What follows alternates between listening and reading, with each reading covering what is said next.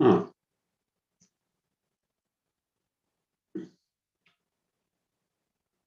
2:30.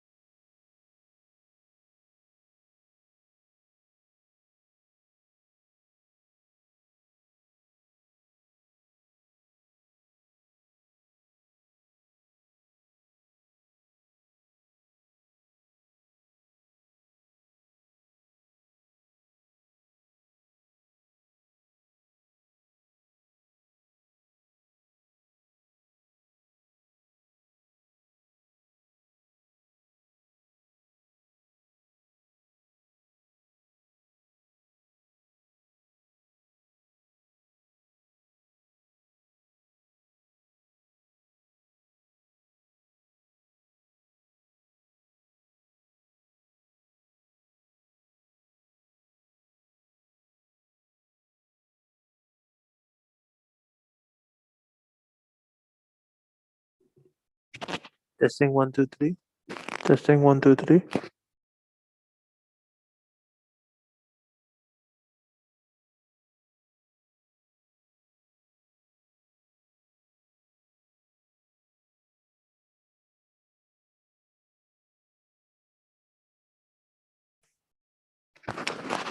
Testing one, two, three. Testing one, two, three.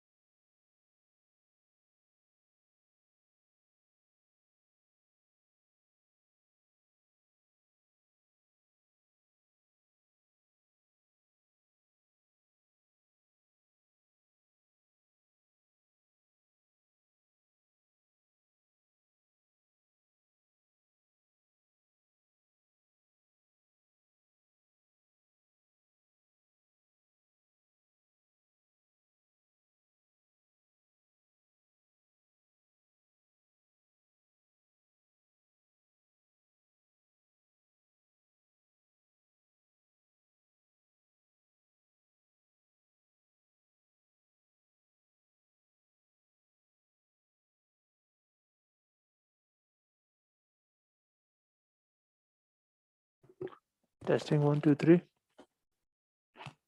Testing one, two, three.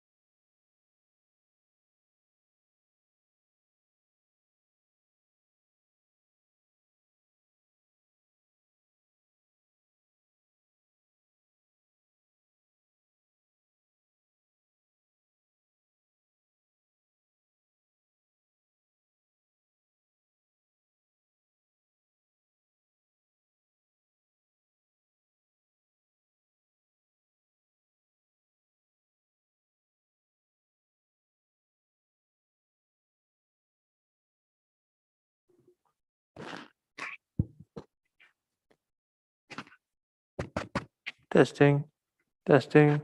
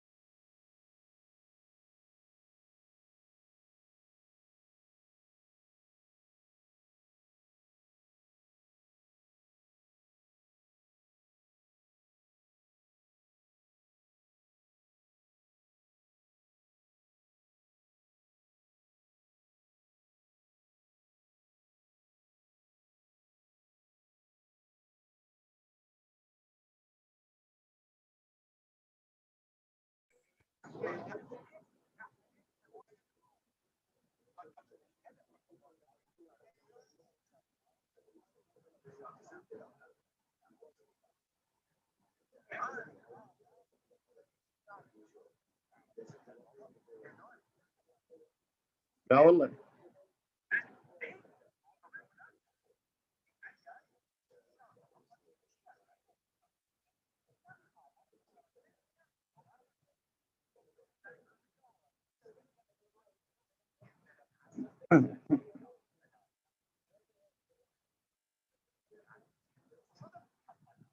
ولو مش هذا ما قايل رايي، يعني انا راح استغل هذه الفرصه محمد واكد عليك مره ثانيه، بما انه انت مسوي الجروب على مودي.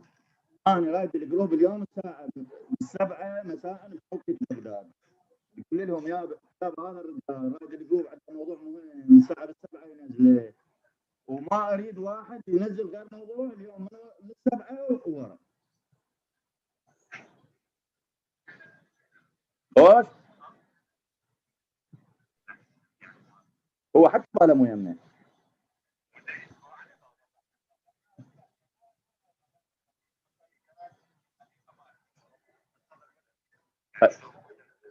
هسه سمعتني ايش قلت لك؟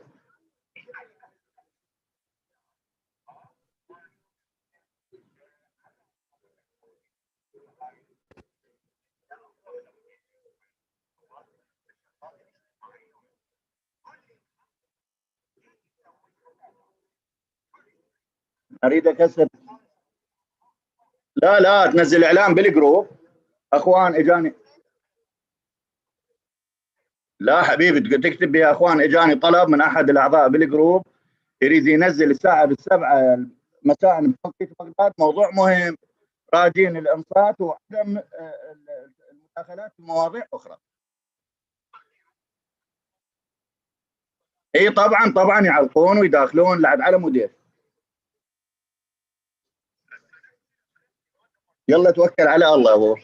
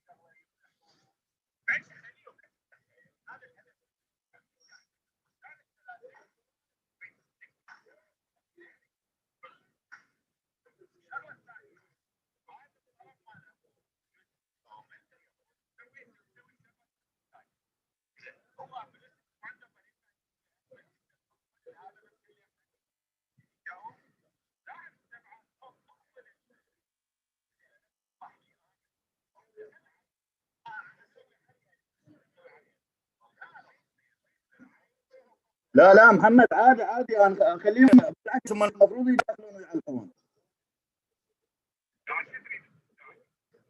اريد مو واحد ينبرص يغير الموضوع ينزل غير منشور لو ما ادري شنو.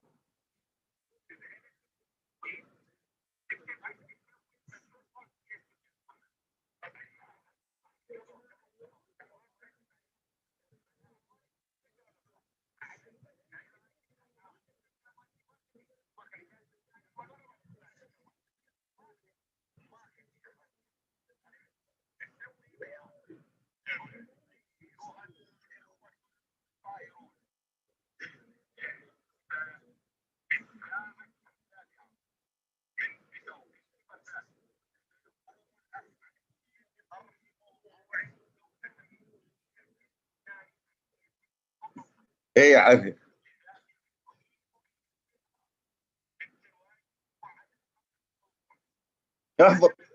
احفظ محمد احفظ.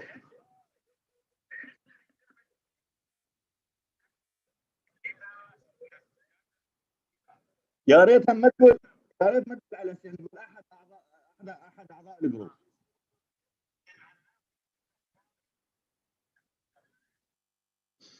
مو قلت لك راح افشل علي وانا ما يحترم.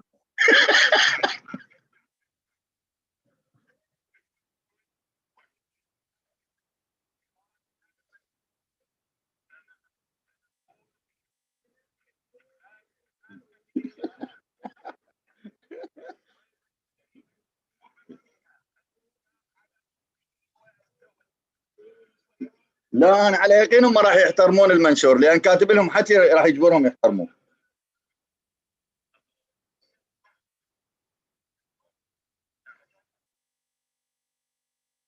محمد بس اقول لك شغله، هاي الكتابه اللي راح انزلها اليوم، تدري ايش قد صار لي اشتغل عليها؟ ها محمد؟ لا لا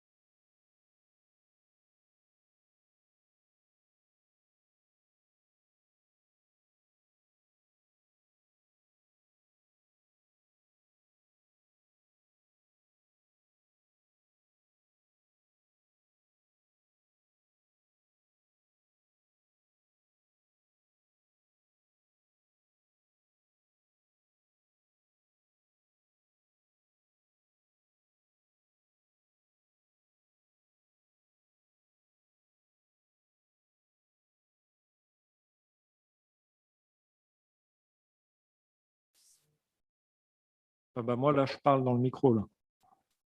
Tu m'entends dans la salle? Est-ce que toi, tu m'entends par contre? Essai 1, 2, 3, 1, 2, 3. Essai, test 1, 2, 3 depuis la salle 2. Essai. Ouais.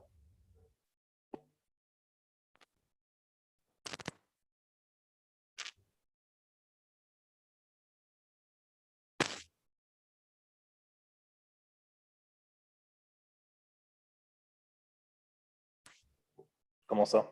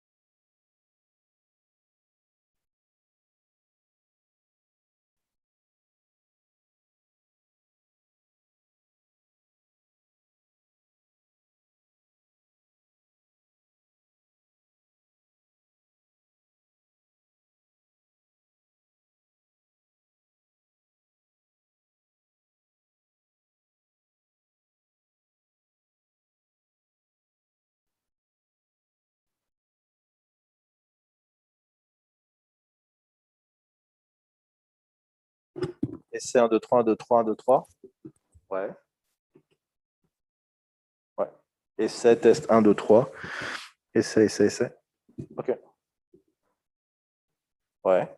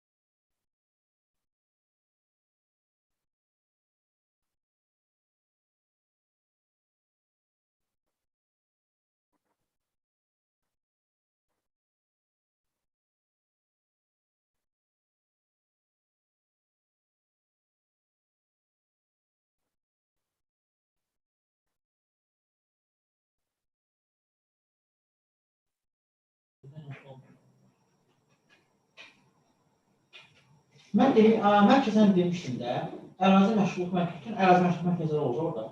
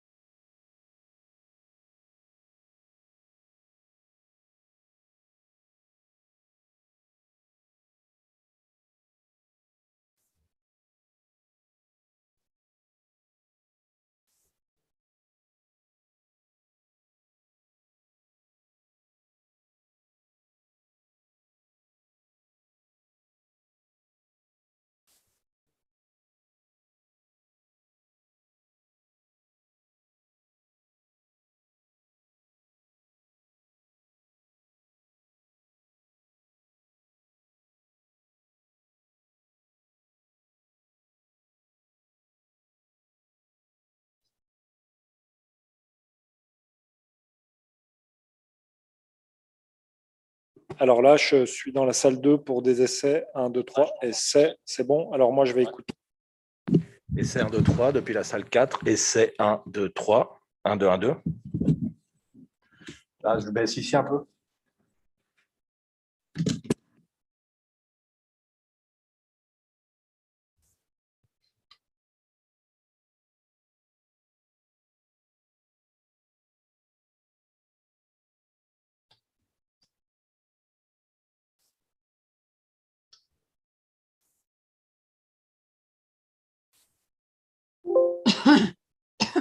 Là. Est-ce que ça va mieux? C'est pas moi. Là, je continue à parler. Essai 1, 2, 3, 1, 2, 3. C'est toujours aussi fort? OK. Essai test 1, 2, 3. Essai 1, 2, 3. Test 1, 2, 3 depuis la salle 4.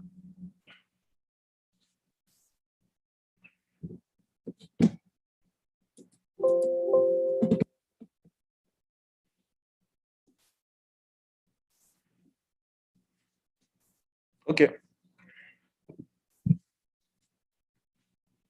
OK. Ça marche. À toutes. Ouais, je passe à la 2. Ouais.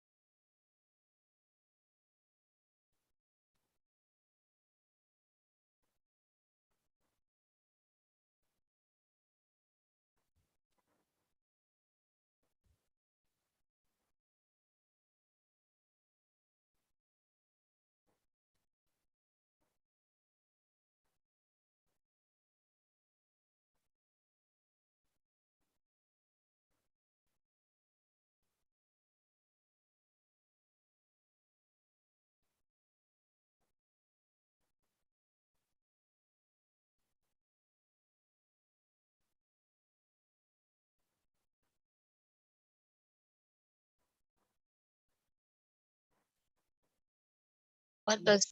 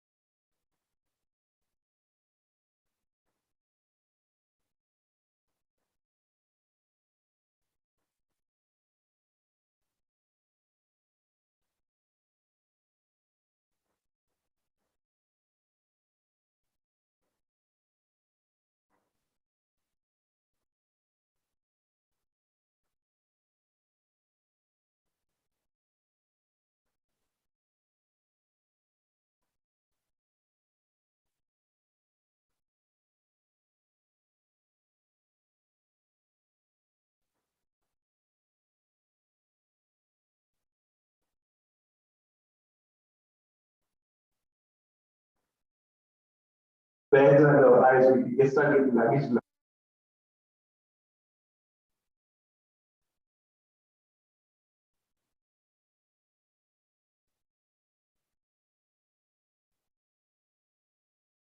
Toujours audio.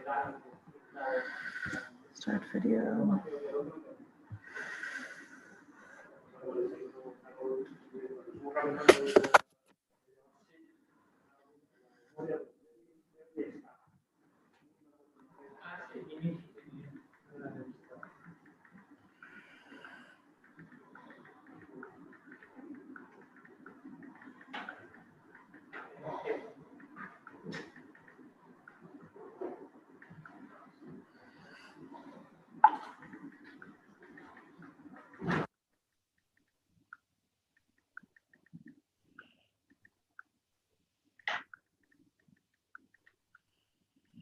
Audio connection.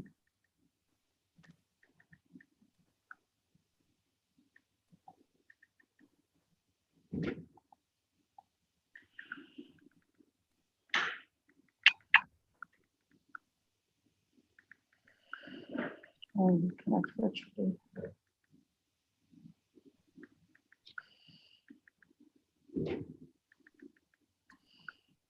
Okay.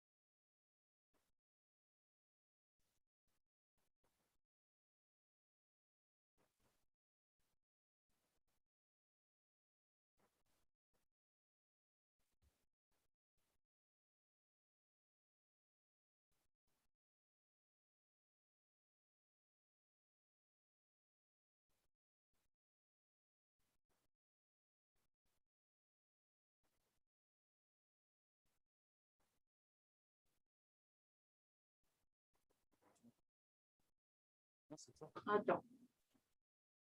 Tu m'entends? Voilà, tu m'entends? Oui, Ok, parce que je comprends pas un truc là-dessus. Tu peux venir voir, s'il te plaît? d'accord, j'arrive. Merci.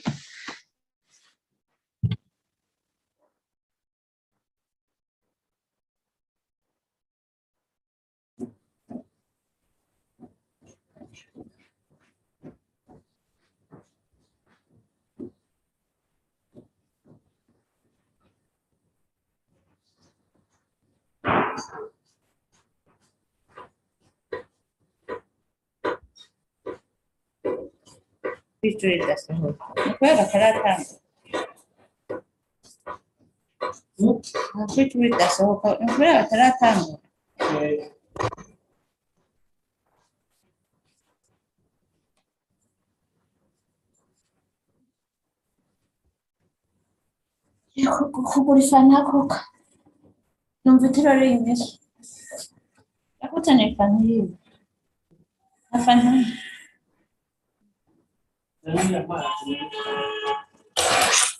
Minha pessoa.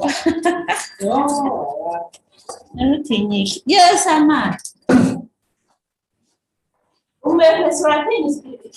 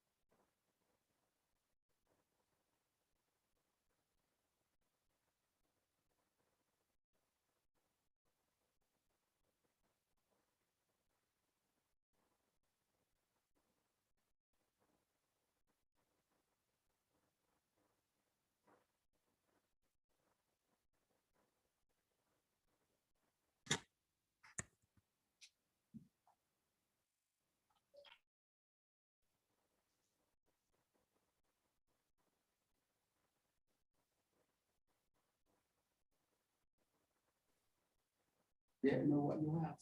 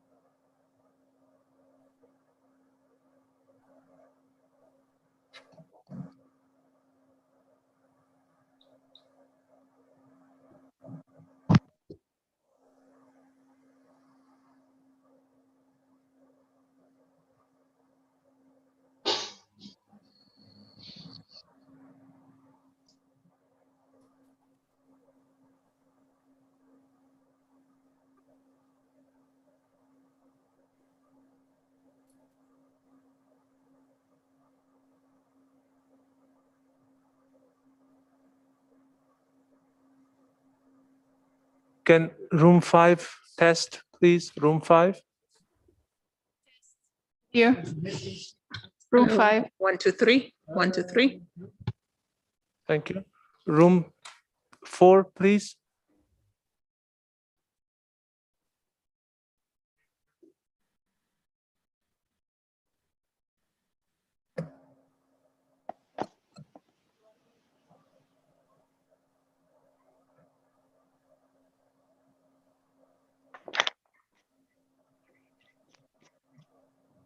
Room 4, please. Can someone press?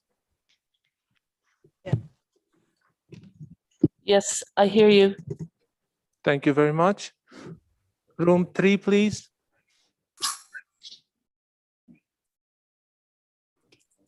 Three or four, no, where's 4? Can the employers room please respond if they could hear us? Should be closed, I think. Should ours be closed? Hello, can you hear me? Uh, Hi, to hear, we spoke on the mic and you didn't hear us on the mic, but we are connected virtually and you can hear us virtually, I believe. That is correct. Thank you very much. Thank you. Thank you. Okay, so I guess I just mute myself.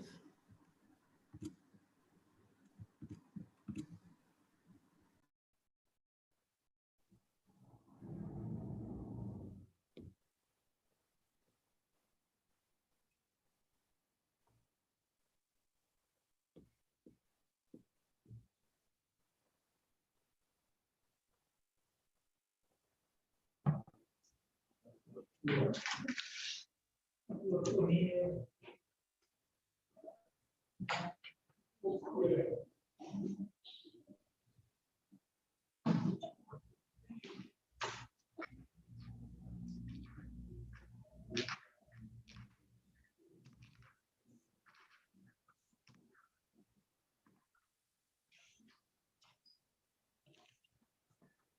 government group. Can you hear us from room 3? Loud and clear.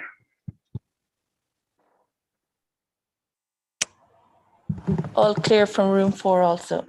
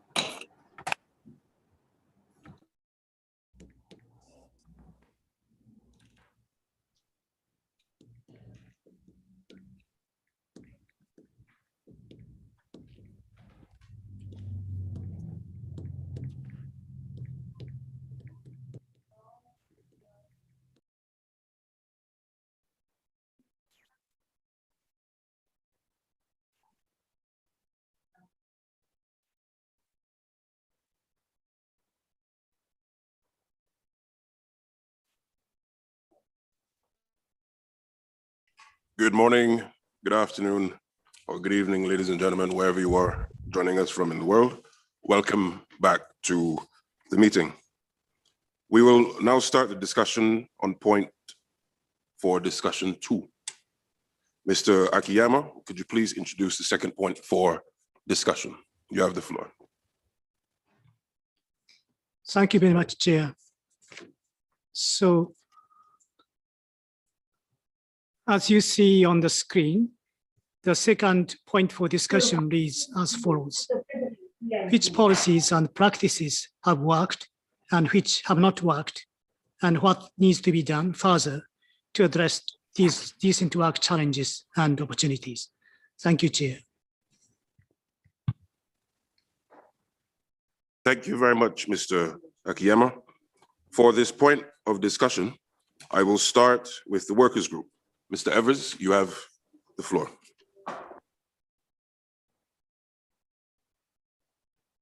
Thank you, Mr. Chairman. Ladies and gentlemen, yesterday we saw a lot of agreement about the need for social dialogue, but not enough focus on the working conditions that provide for decent work for teachers and education support personnel.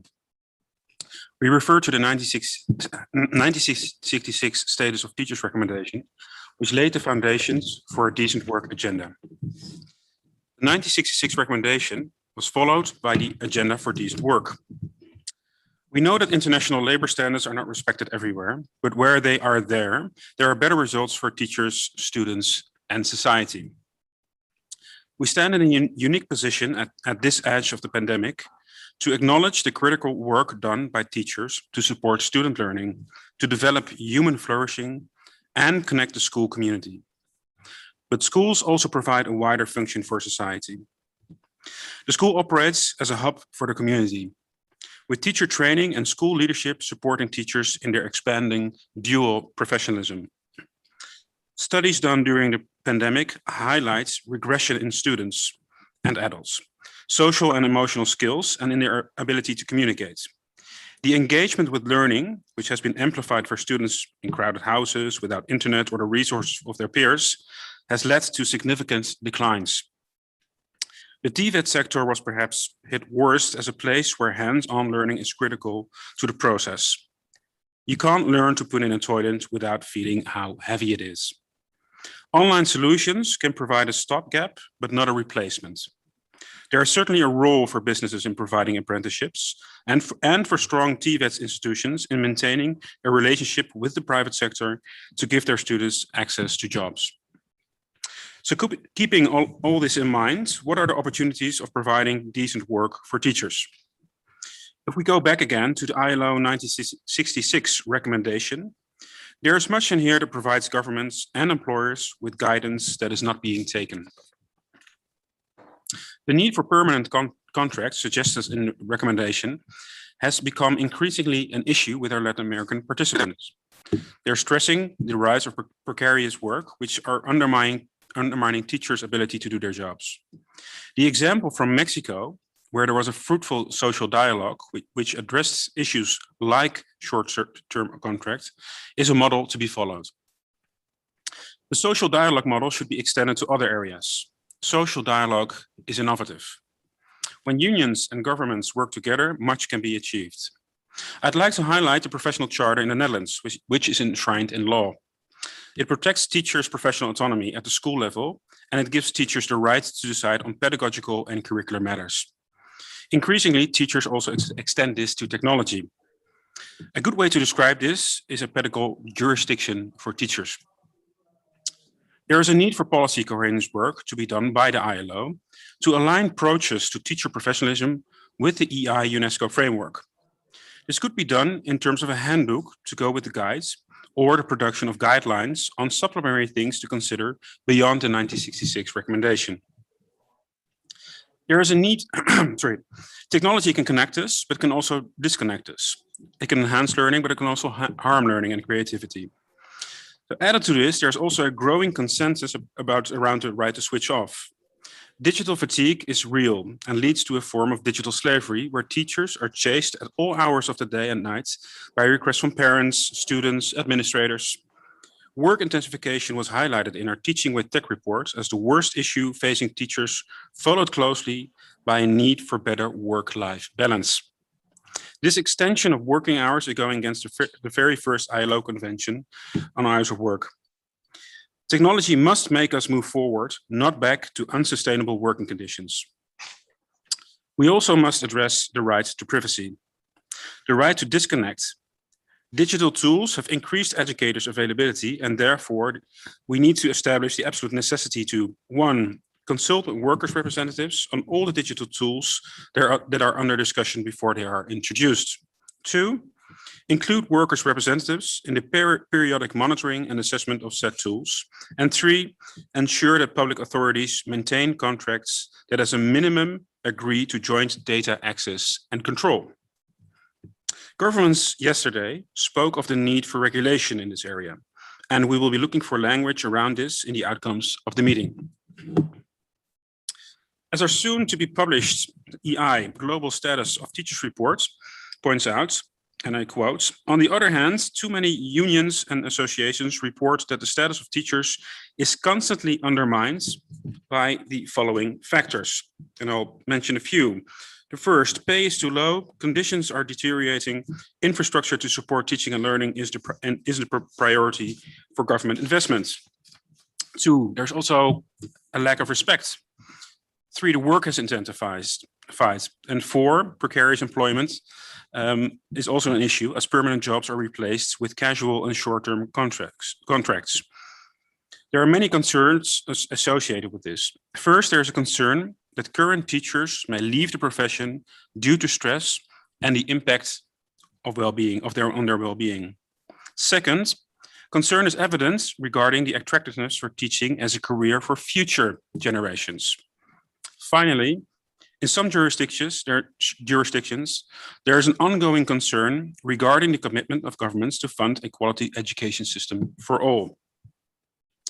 With the interaction of these factors, it becomes critical to point out the continuous professional learning and development is not available for all teachers and conditions are worsening. There is light on the horizon though. The pandemic has seen that bigger government is not only possible, but sometimes necessary. If we are to come out of this with our heads held high, it must be by recognizing that education must be at the center of the recovery. While we recognize that OECD statistics tell us education spending has held through the pandemic, But if it were to follow the response of the 2008 crash, it may well reduce afterwards. And in some countries in Latin America, we are already seeing austerity measures. And this must be avoided. There must be a recognition based on ILO agreements that a decent work agenda must lead to more security for teachers and better working conditions. This is the only way we can ensure quality education, a rise in the status of teachers, and the development of due respect for the complex role they play in society. Thus, when we characterize teachers as having a skills gap or emphasize the things they cannot do, we do not build on the crucial role they play and the responsibility they have taken on. Teachers are not reluctant. I'd like to point out that teaching in the Netherlands switched to online within a week. If the infrastructure is there, teachers will take up the challenge. This must be emphasized in this meeting with the language needing to encapsulate the status of teachers, not undermine it. Teachers are now embracing a dual professionalism where they are expected to be experts, not only knowledgeable about their own subject and the plethora of pedagogies they need to employ to ensure every student learns, but also knowledgeable about the community, the parents, the local businesses, local culture, and increasingly providing a link to health agencies, dentists, social workers, and numerous other social agencies. This dual professionalism needs renewed recognition and support if a teacher is able to do all that is expected of her. But as one of our delegation members said, we do not want teachers to be chopped up in parts, with this function giving to AI algorithms. We want the whole teacher to be supported to do the increasingly complex job that is in front of them, with a well-resourced school acting as a hub and a beacon for their community to allow this to happen. Again, social dialogue in the introduction of technology must happen, and along with data privacy should be included in all collective agreements. The implementation of technological tools can lead to an unsafe working environment due to an increase of working hours, increased stress, economic problems, and OSH conventions must also be invoked in the social dialogue related to technology. The use of digital tools is not for free. This implies that for the public education system, public procurement of digital tools therefore should be guided by Convention 94.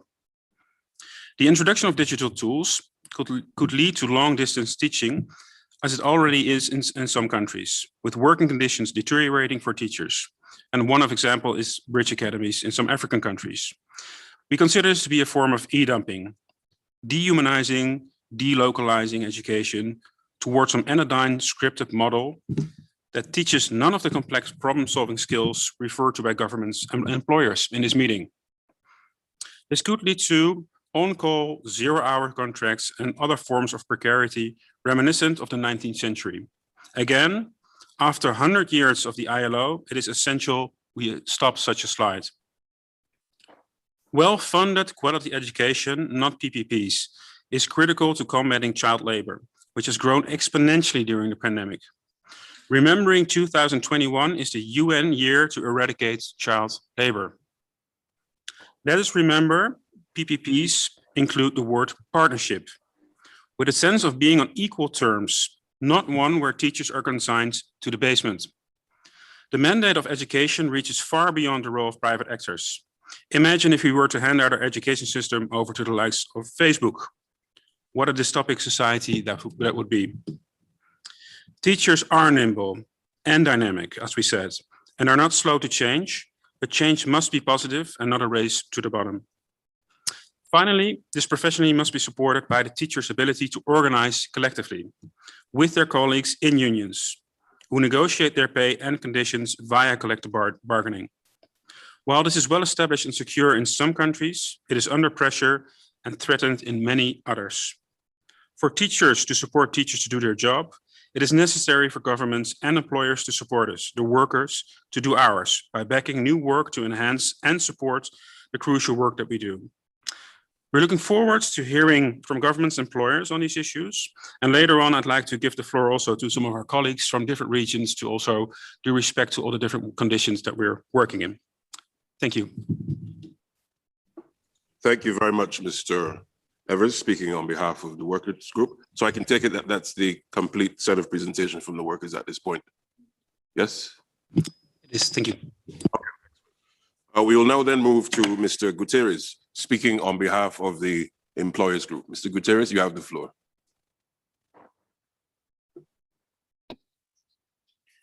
Thank you, Chair. Well, as discussed yesterday under point number 1, the education sector is facing a number of challenges directly linked to the pandemic, while others have been present for a number of years and have not been accelerated. In the short term, the immediate priority is to ensure that the education sector can continue to operate despite the ongoing waves of the pandemic. This is not only key for the continuity of the education of the students enrolled, but also to ensure the survival of the entire education ecosystem. For that, it is essential that governments extend their support not only to public, but also to private institutions, which account for a quarter of total students enrolled worldwide. As countries are aimed at achieving learning for all at the primary and secondary level, it falls squarely within the public interest and responsibility of governments to ensure that all children, both in the public and private education sectors, are provided equitable access to quality education opportunities. As such, is it of government's responsibility to maintain a vibrant private sector in the education system in response to mandated schools closures.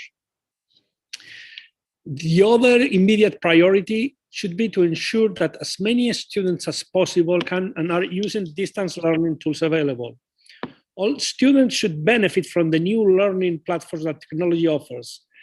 Government should therefore identify which students are falling through the cracks and why. With this knowledge, government should implement measures such as technological changes, harnessing of mass media, including social media for learning, new application and adjustments to pedagogy that can increase access and improve learning for the maximum number of students excluded. In the medium and longer term, a key point for employers is to ensure that education systems continue to deliver learning experiences that are of quality day after day to millions of students after the COVID-19 pandemic. To achieve this, adequate education reforms need to be put in place with a strong political commitment and effective implementation capacity. Many countries continue to struggle to make efficient use of resources, and very often increased education spending does not translate into more or better learning opportunities. Overcoming such challenges involves working at the level of the systems in collaboration with the private sector to grasp all the opportunities we can offer. Moreover, this collaboration with the private sector should be multifaceted and could take many forms. Let me mention a few, and then I will give the floor also to two other colleagues. First, the private sector has the specialized expertise, resources, and networks to tackle some of the most urgent problems facing the education system, not only in developing countries, but also in developed economies. Evidence has shown that the strategic public-private partnership in education can increase efficiency and transparency of public expenditures, improve service delivery, especially to underserved populations, permit quicker responses, and overcome public sector restrictions. Yet, too many governments still refuse to recognize the private sector as its partner and ally in the social sector to deliver quality education at all levels, from early childhood development to tertiary education and lifelong learning. As a result, the benefits the private sector can bring to the education systems remain severely curtailed. Second layer of collaboration is linked to a skills mismatch. This imbalance implies that education providers are not offering or students are not selecting the course that match with employers' skills needs, and that future skill needs are not being fully anticipated and considered in school curricula. Improving the quality of and access to labor market information could be achieved through greater collaboration between employers and education providers to ensure that education leavers are equipped with the skills and competencies that are in demand in the labor market. Policymakers and trainers need to be able to anticipate that skills needed by the job market, and the private sector can help address these by communicating the types of skills needed in the near future. Among these, it's necessary to include entrepreneurial skills, as well as those related to the importance of the sustainability and productivity of enterprises, as this is key in job creation. Here we want to underline the importance of work-based learning programs, including apprenticeships, as a cost-effective way to reduce this mismatch, and as it enables people and businesses to remain agile and unlock the new opportunities created through the changing world of work. It fosters a continuous interaction between the education sector and the labor market.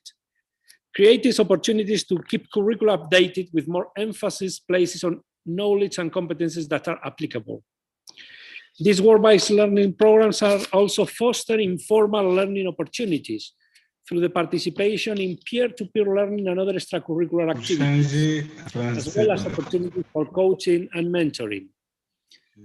Public-private partnership in this area allows for a new level of communication between employers and education providers that is increasingly necessary to the development of technical curricula. To give a concrete example, dual education systems have enabled education providers to update programs with the skills in demand and to train students for jobs that change regularly. It also allows private firms to equip directly young workforce at the beginning of the talent development pipeline with practical experience and input into the education process. Finally, a third example of collaboration with the private sector lies in working with private education technology companies which can provide roll-out solutions to close the gap in accessing education opportunity by offering distance learning solutions and addressing connectivity, software, hardware, and content availability. Government, schools, teachers, parents will need training and support to integrate new technologies and tools into their educational approaches and overcome barriers that limit the access of certain population, such as women, to digital solutions. The pandemic has made it evident that revamping the technological infrastructure of the education systems is a means of ensuring the resilience and business continuity of school during crisis. Let me just put an example. In July 2020, Microsoft launched a global skills initiative to reach 25 million people worldwide. By March 2021, more than 30 million people have been trained for free on a range of free training courses focused on jobs in demand in the technology sector. The target audience was marginalized communities, including women, youth, unemployed, disabled, and indigenous communities. Microsoft and LinkedIn in the next phase of the project will help 250,000 companies to make a skill-based hire in 2021. I mean, not all is that bad, working with companies like Facebook, Microsoft, Google, and so on. And we will send another two examples. With these examples, we want to remark that although yesterday we had something about technology dumping or technology overload, technology has to be seen as an enabler thing. Human beings drive technology and innovation. Teachers have to be involved in creating relevant skills. To conclude, increasing access, equity, and achievement in education should be a key priority for all countries, even more to ensure a resilient and sustainable recovery from COVID-19. Ensuring equality and high quality in education will necessarily translate into positive effects in productivity, stability, health, and well-being of our societies. The private sector has a key role to play in this endeavor and is a key partner of government. No stone should be left unturned to ensure quality education that can be provided to all children without exception. And now I would like to give the floor to two colleagues from Panama, Noemi Castillo from Panama, and then Rachel Simpson from New Zealand, to explain shortly a couple of examples of what has been already done and has worked. Thank you very much. Buenas tardes a todos. Mi nombre es Noemí Castillo y estoy muy agradecida de compartir con ustedes en esta reunión tan importante.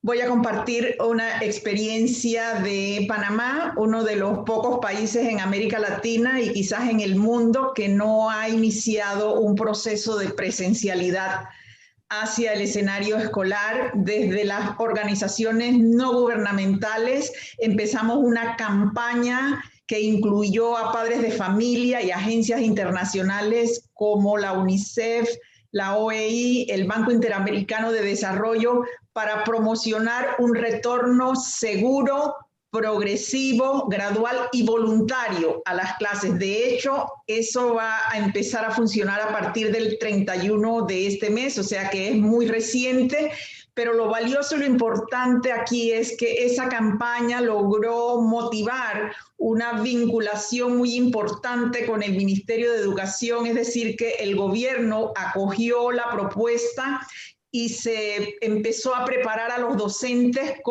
se les consideró como grupo prioritario y se inició una vacunación masiva y un trabajo importante en las escuelas para garantizar que la participación de los niños y de los docentes fuera dentro de las condiciones de bioseguridad más completas que tuviéramos y que las escuelas que estuvieran dispuestas pudieran comenzar esa tarea y progresivamente ir incorporando a las otras en los cuales los procesos de sanitización se completaran, los procesos de bioseguridad y los maestros también.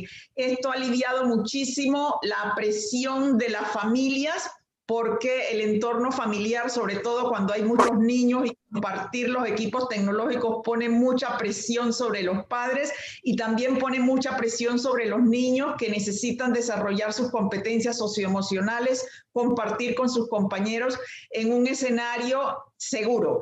En este sentido, nos sentimos nosotros agradecidos de que hemos podido establecer esta alianza público-privada que nos permite reincorporar a nuestros niños y a nuestros maestros en el escenario escolar. Muchas gracias.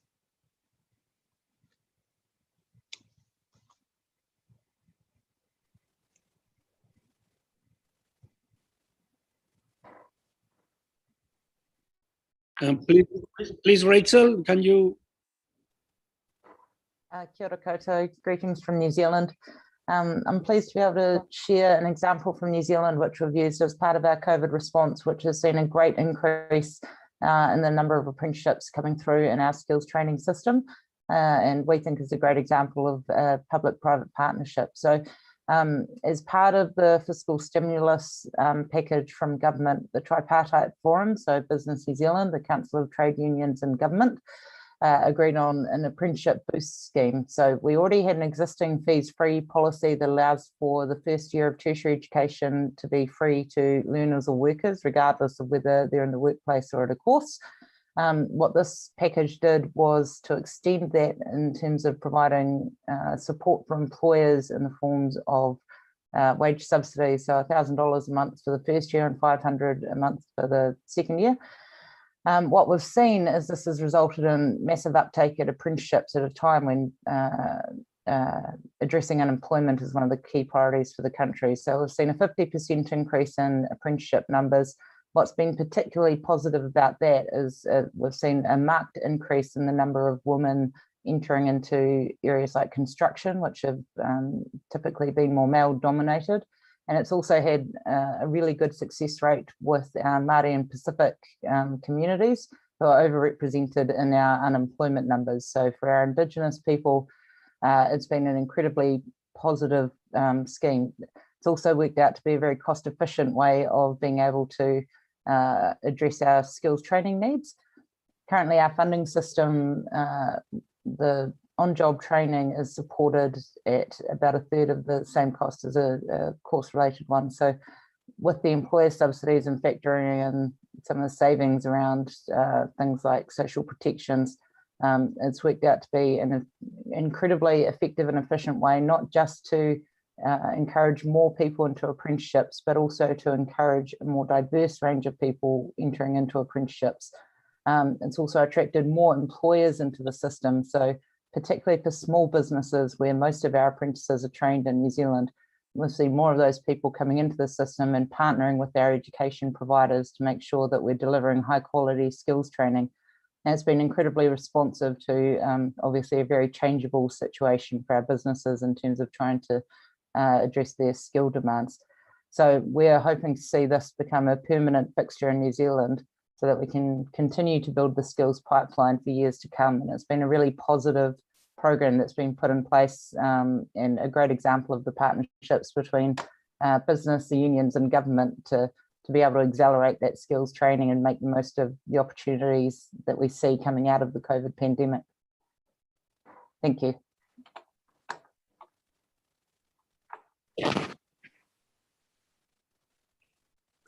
Let me thank the employers group for their interventions and contributions. And now we will move to Ambassador Guardi, the Vice Chairperson of the government group. Ambassador, you have the floor. Thank you. Thank you, Excellency. The government group discussed at length point discussion number 2 yesterday, as well as this morning. During our discussion, the importance of linking education with the labor market and the need to take into account the evolution of work was significantly emphasized upon. During our discussion yesterday, our group, including one of the social partners, raised the importance of social dialogue initiatives, as well as the public partnership to work together to identify the type of skill set required in the near future. Our group emphasized on the importance of linking the Ministry of Education together with the employers for this task. Regarding the health aspect, the presential nature of education was underlined. The blended learning nature of education really required some sort of adjustment. The need to get back to the community level, ensuring the safety of the study and working condition as we continue to grapple with the pandemic was also raised in our discussion. Focusing on individual rather was categorized as a strategy that did not work well in some contexts. So instead of focusing on individual skills, preference was laid out on collective education or engagement at the community level. Emphasis was also made on disadvantaged learners who have suffered a lot during this pandemic and the lockdown.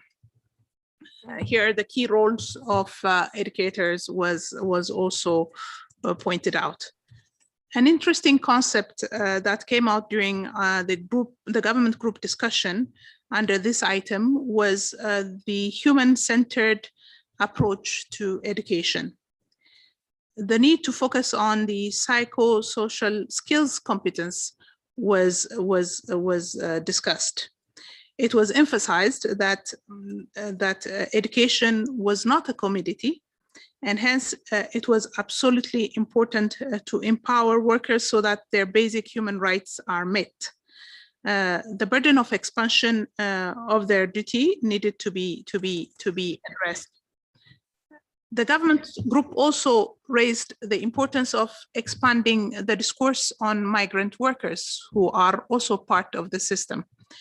In terms of sharing experience, the ASEAN model came up in the discussion in terms of social dialogue and strengthening of the public-private partnership.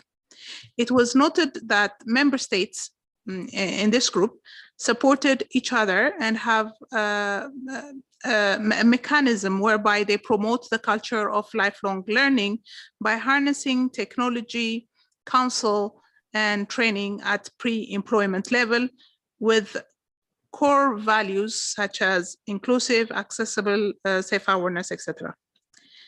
Another point that was raised was the respectability or the transferability of qualification, which is said to have ensured seamless education for students as they navigate through the labor market. Here, the importance of trust and confidence in the education sector was underlined as one of the basic factors that strengthened the national education, ensuring the mobility of professionals. Mr. Chairperson, interesting concepts such as experiential learning for those who didn't pursue the proper learning curve was raised in our meeting in terms of lifelong learning. And we had freelance trainings, gig workers who were able to have some sort of qualification after this model. This is all I have to say at this juncture, Excellency. Perhaps colleagues would like to come up and emphasize on the points that I have made or include other points that they may wish to raise. Thank you. Thank you very much, Ambassador. Are there any governments wishing to take the floor?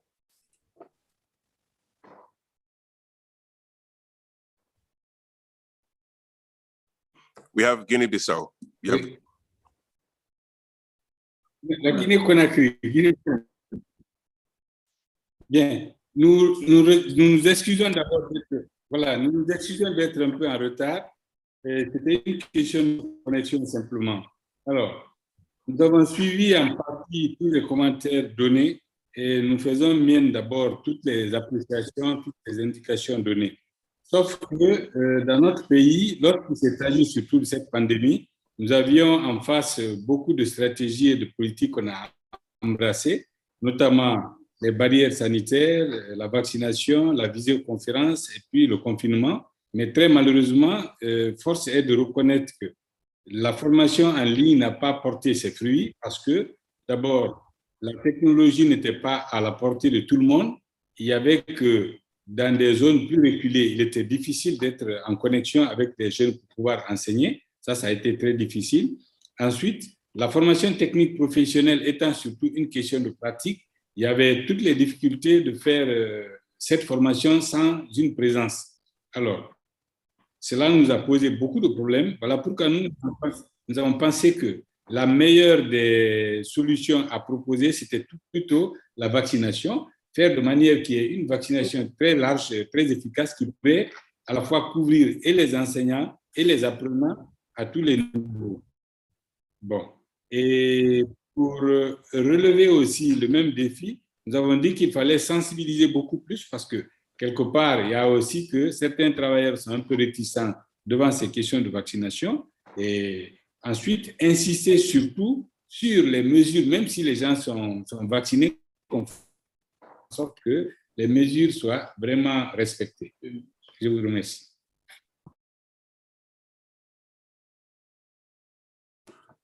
I'd like to thank the representatives from Guinea-Conakry. Are there any other governments wishing to take the floor?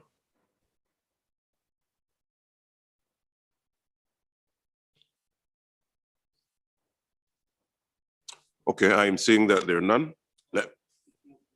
Someone has raised their hand. Okay, I give the floor to Ethiopia.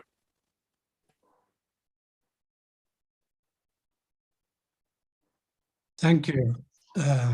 Thank you, Chairperson.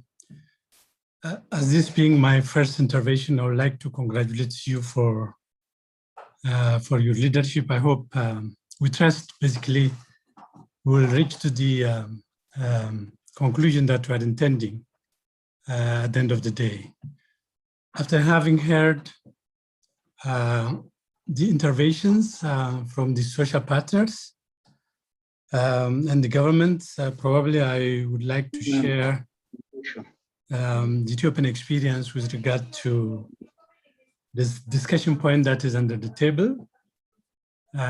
So if I may start with the basic challenge that we are encountered, the lockdown, I think this as a result of the COVID pandemic is becoming one of the critical challenge that we are facing.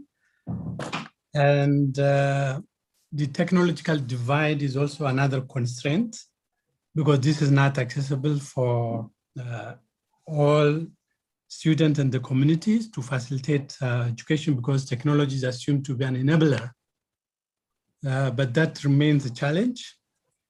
And limited resources is also another factor that we find it difficult to make quality education available for all. And the education infrastructure, furthermore, is also a constraint in our view. And on the supply side, probably the demographics is also critical. That said, the government is trying to cope up with a new normal, to bring things to the new normal situation by providing step-by-step the necessary personal protective devices in the education sector in response to the COVID pandemic, and also by providing personnel on the front line, although it's very limited with some vaccines, so that they can be safe at workplace. So this is the effort going, but still more needs to be done. But again, given the structure of the society where this education system that we're talking about, I think one size doesn't fit for all. There is a need to look into the existing societal setup. So that is where we are trying to integrate our education system. That's one point that I want to make, because in Africa in general and the sub-Saharan African countries, they are still struggling to allocate more budgets for education, health, and the like, which is very much interrelated.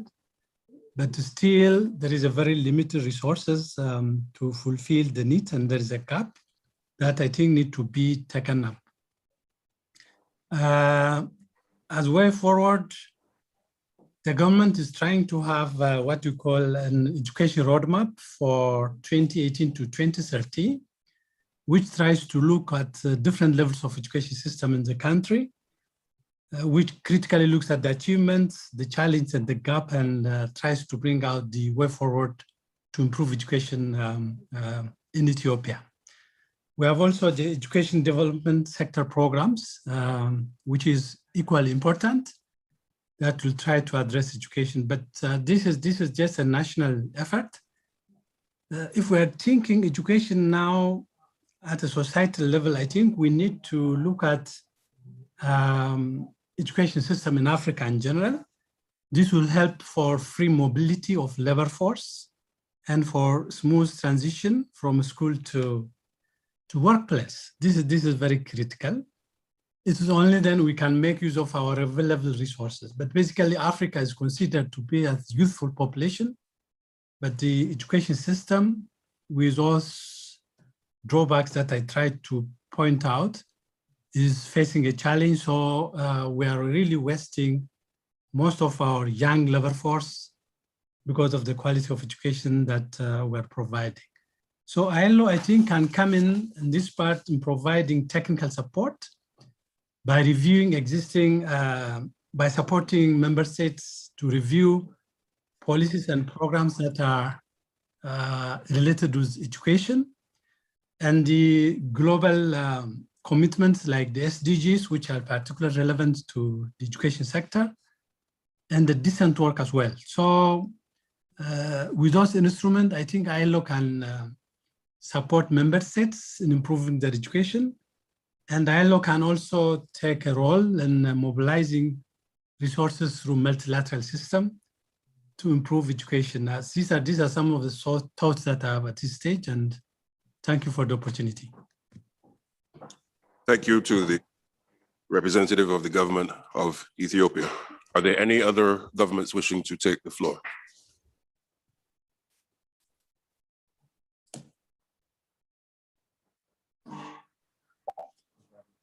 Okay, Philippines, you have the floor.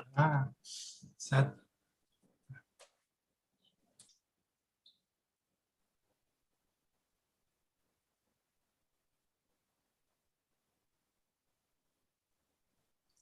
Philippines, you have the floor.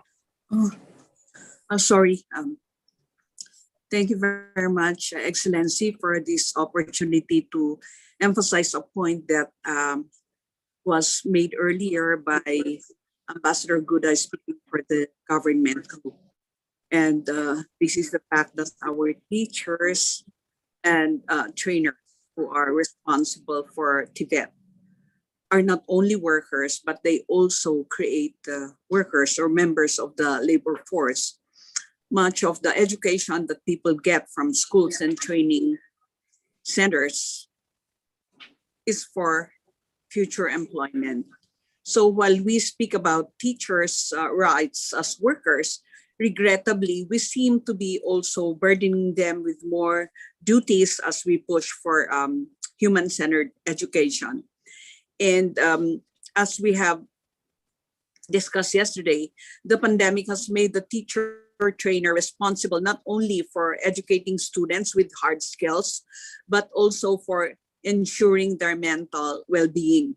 And while we need to address this overburden as emphasized by the government group earlier, this is sadly not the point of my discourse this afternoon. And it's safe, as I said earlier, to conclude that most people go to school or to trainings to acquire skills for economic survival or to expand career choices. So education is always work-related. Now we speak about human-centered approach to education, which should not discount that over and beyond cognitive skills are psychosocial competencies that enable human beings to survive vulnerabilities and exploitation. Why? There is an inherent power asymmetry between employers and workers, more so when this is aggravated by discrimination on the basis of sex, religion, race, or ethnicity. And this can greatly taper off the workers' autonomy or self-agency to handle incidents attached to their employment. So skilling, particularly focusing on basic human rights orientation or training that builds on workers' inherent personhood or dignity, enables the workers to integrate into the labor market with less vulnerabilities. And this can reduce inequalities and social injustice. It also enhances their ability to claim their rights and negotiate and bargain for better treatment and working conditions, and to respect and fulfill their obligations as workers, and thus preventing domination by employers, which, if tolerated, can foster or compound abuse. So a human-centered approach to education that recognizes the value of psychosocial skilling promotes the ILO Declaration on Fundamental Principles and Rights at Work. We also agree with the observation that education has come to be regarded as a commodity, with students and parents being regarded as consumers, teachers are regarded as sellers, and the schools are markets. But more than this, the products of these schools, when they become part of the labor force, are in danger of being treated as objects and commodities. Consistent with the ILO Centenary Declaration for the Future of Work, capacitating students and trainees to claim their rights as future workers and access the entitlements attached to these rights will greatly contribute to humanizing the seeming emphasis on the utilitarian value of labor to production. This is indeed especially true for migrant workers, especially from the global south, who are vulnerable to social dumping in the global north. Social dumping treats these migrants not as human beings whose dignity is inherent, but as commodities or merely supplies which are indispensable, shriving them of their personhood. And this is contrary to the spirit of the ILO Declaration on Social Justice for a Fair Globalization. It is for this and more that we reiterate, as it bears doing so, that we push for the recognition of psychosocial skilling as an indispensable element of human-centered education. And this is a skilling that empowers the worker to exercise self-agency, recognize exploitation when it happens, and makes him or her carry out his or her duties as a worker responsibly and contribute to the development as an active subject and not as a passive commodity. Thank you so much. Thank you to the representative of the government of the Philippines. Are there any other requests from governments?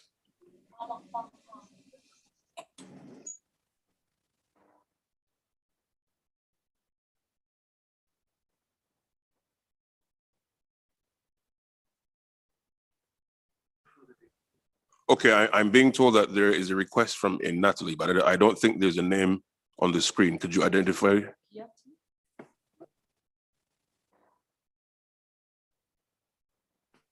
Okay, Kiati Natalie, please identify your country and then you have the floor.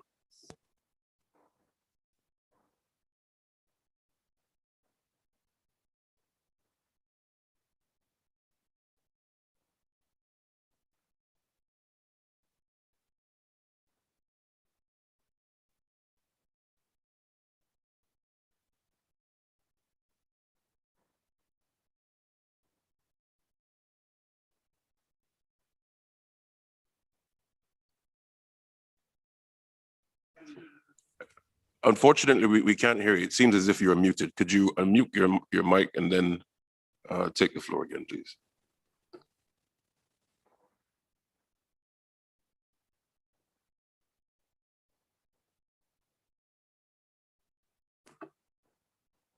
No, unfortunately, we still cannot hear him. Just give us 1 minute to see if we can rectify it from our end, please.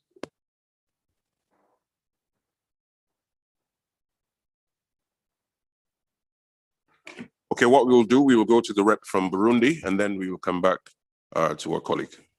Burundi, you have the floor.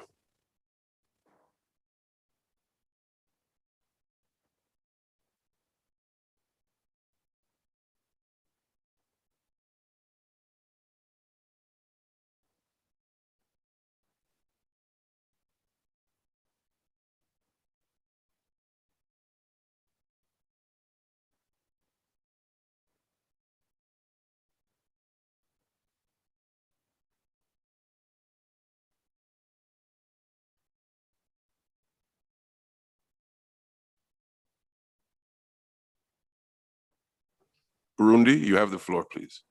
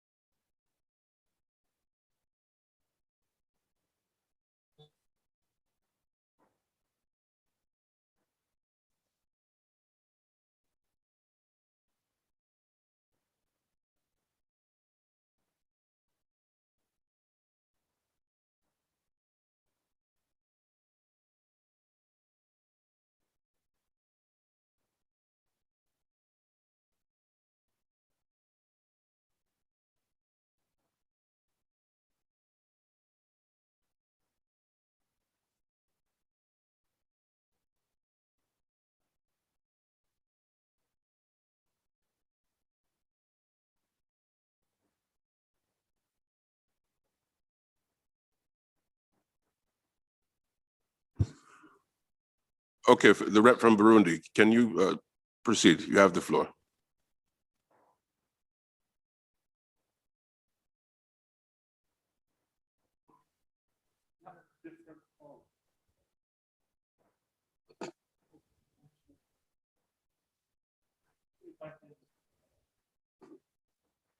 Okay, let's try once more.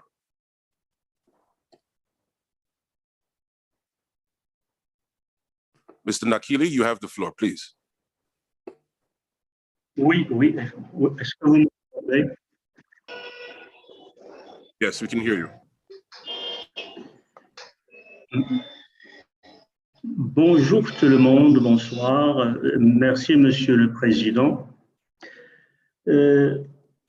J'allais commencer par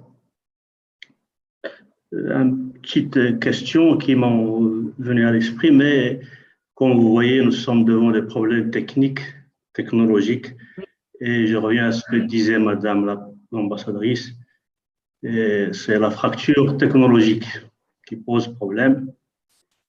Et mon esprit a été retenu par l'intervention du représentant des travailleurs qui a donné l'exemple de la Hollande qui a basculé vers la formation à distance. En effet, c'est très difficile d'imaginer ça pour nos pays et je pense que le meilleur moyen pour le moment, c'est le blended learning avec, et je serai optimiste que bientôt on reviendra à la formation présentielle parce que c'est l'essentiel pour le secteur, le département que je représente de la formation professionnelle. Donc, il est évident que le formateur et les stagiaires doivent travailler en présentiel pour la formation professionnelle. Vu toutes les interventions riches et la documentation qui a été présentée par l'OIT, il est très difficile d'ajouter quelque chose, mais j'essaierai d'être un peu, comme je disais tout d'abord, optimiste et faire des propositions de travail et au lieu d'un diagnostic d'état de lieu qui existe et qui a construit pour nous une préoccupation majeure au Maroc dans le domaine de la formation professionnelle depuis des décennies et qui porte sur la qualité de la formation professionnelle qui passe inéluctablement par la professionnalisation du personnel d'encadrement pédagogique et administratif chargé de la formation professionnelle. C'est d'ailleurs dans ce cadre que le Maroc vient d'adopter une loi cadre qui fait de la formation initiale des formateurs un must. Donc, tous les formateurs devront avoir un diplôme de formation initiale équivalent à une licence au supérieur. Et cette formation initiale sera soutenue par une formation continue tout au long de la carrière professionnelle, pour ne pas dire toute la vie, au moins durant la carrière professionnelle. Cette formation continue sera institutionnalisée, comme je disais, par loi, et sera établie sur la base de référentiels de compétences et référentiels de métiers. Et là, je rejoins les idées qui ont été soulevées par mes collègues qui portaient sur la stabilité, la sécurité du formateur.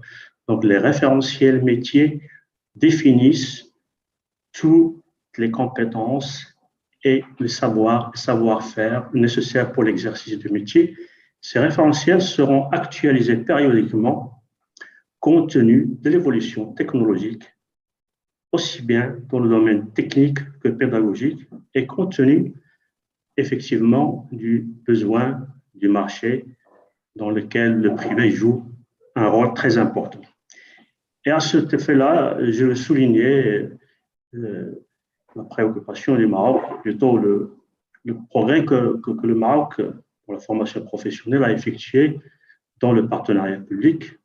Et nous avons des secteurs porteurs, tels l'aéronautique, l'énergie renouvelable, l'automobile. Le Maroc mène des projets pilotes qui sont phares et présentés à l'échelle internationale et sont partagés avec nos confrères africains.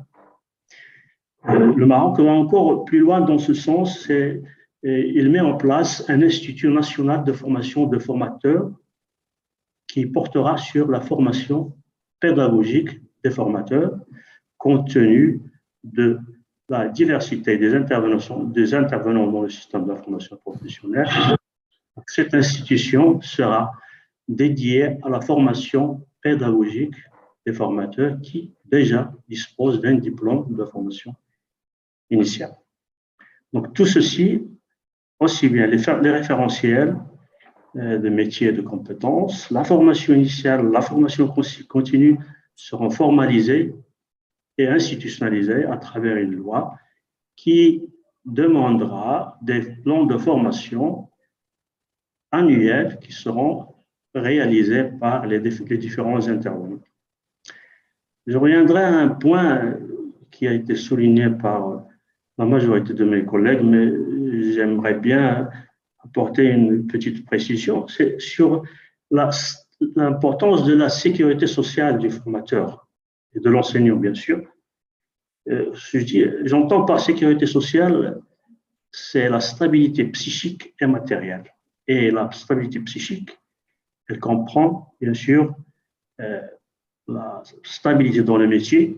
Et là, c'est la question des contrats à durée déterminée et à durée indéterminée dont parlait monsieur le représentant des travailleurs. Et je pense qu'ici, à ce niveau-là, le rôle des syndicats et les employeurs est majeur pour trouver un consensus et un équilibre social piloté par les gouvernements respectifs pour qu'on prenne en compte les charges de travail et la sécurité physique et morale dont parlaient certains collègues, l'harcèlement, discrimination. Et bien sûr, il va sans dire que le salaire reste un élément déterminant dans le maintien dans le poste de travail. J'essaie de m'arrêter là parce que effectivement beaucoup d'idées, un projet, un programme très riche. Je vous remercie et bon courage.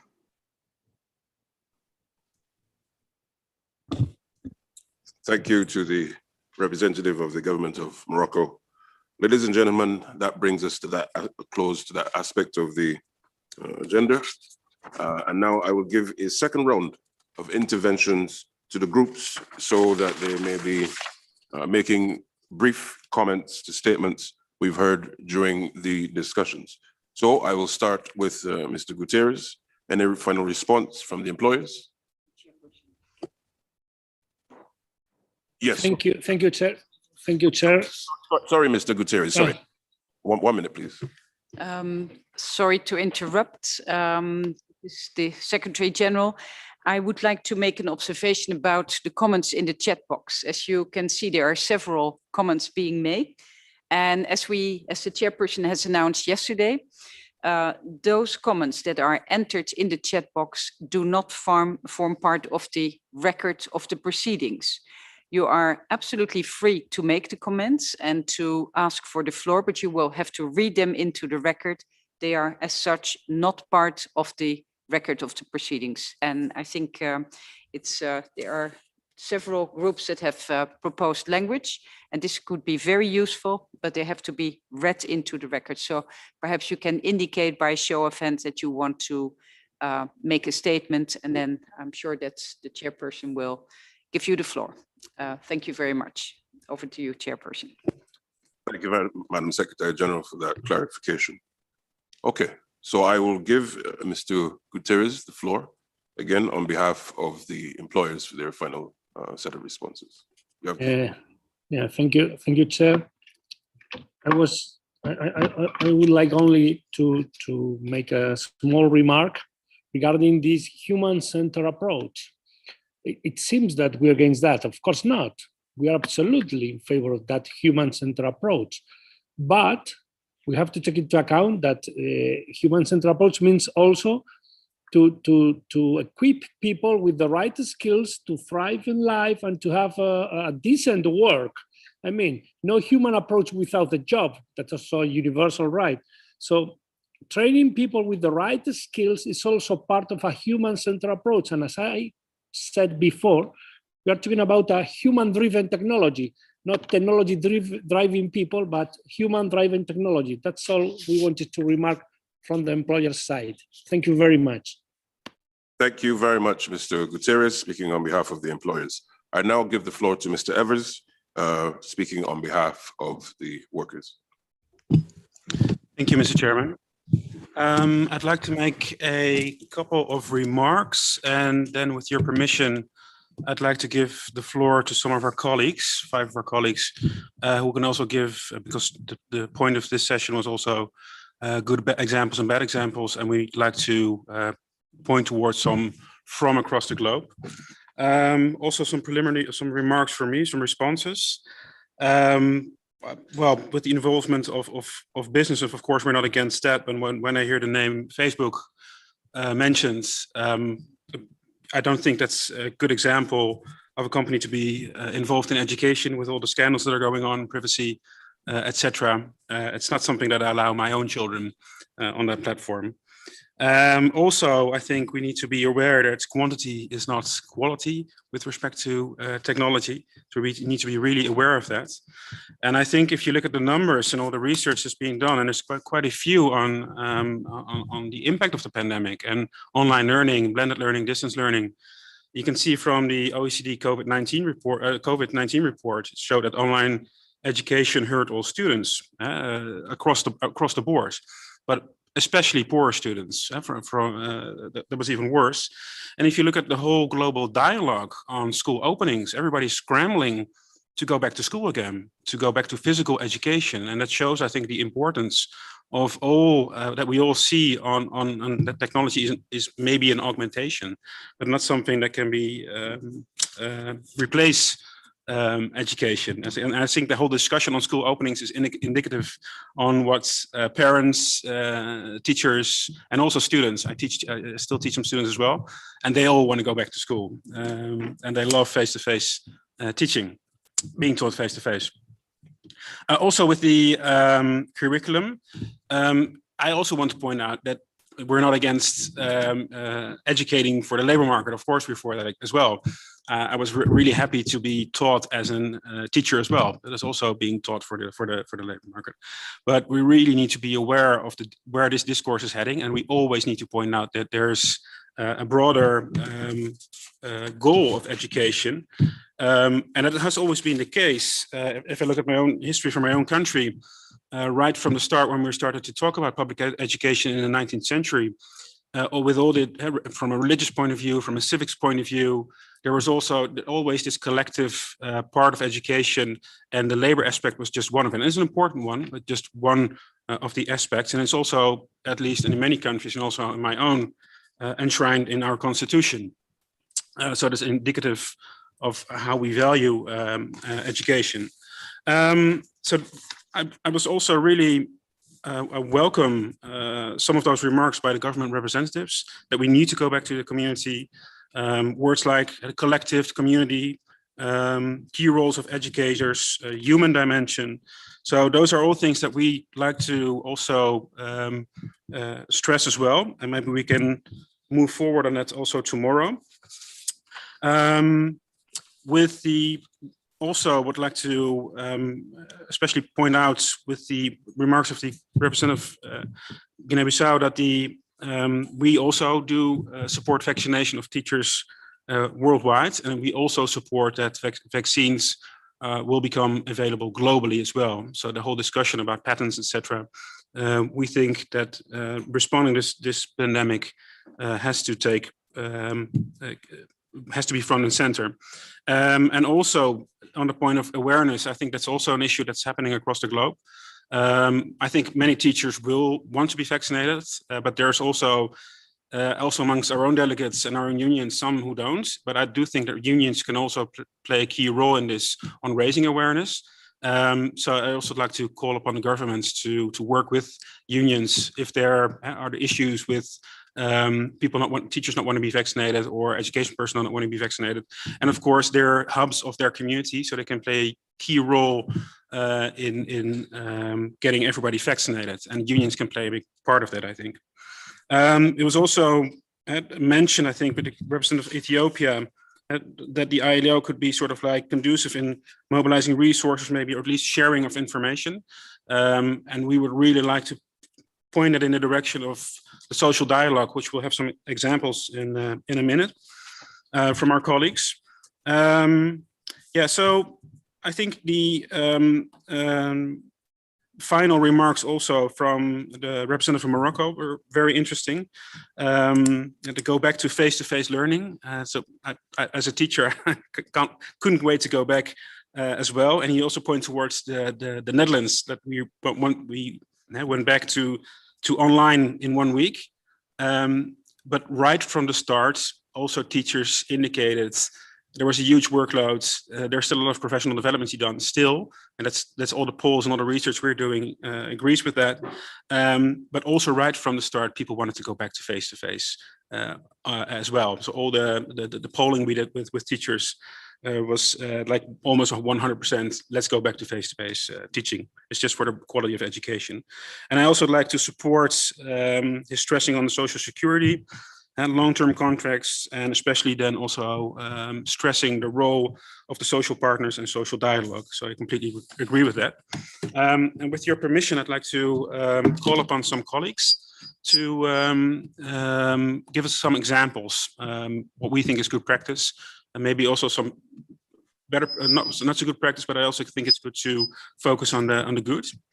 And I'd like to, with your permission, to call upon Jamile Sokolowski from CONADU in Argentina. That's fine. Yes, please. They have the floor. Buenos días.